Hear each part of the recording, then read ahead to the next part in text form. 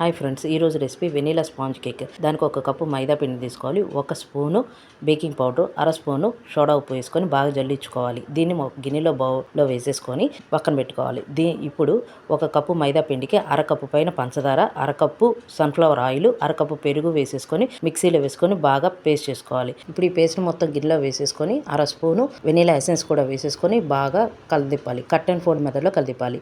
కాచి చల్లార్చిన పాలు కూడా కొంచెం కొంచెంగా పోసుకుంటూ బాగా మిక్స్ చేసుకొని పక్కన పెట్టుకోవాలి.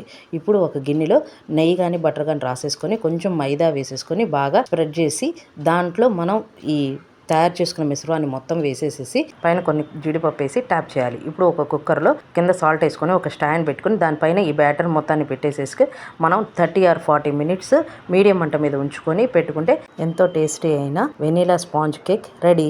ఇంట్లో ఈజీగా తయారు చేసి పెట్టచ్చు మీ పిల్లలకి. మీకు కనుక ఈ వీడియో నచ్చినట్లయితే సబ్స్క్రైబ్ చేసుకోండి. Thank you.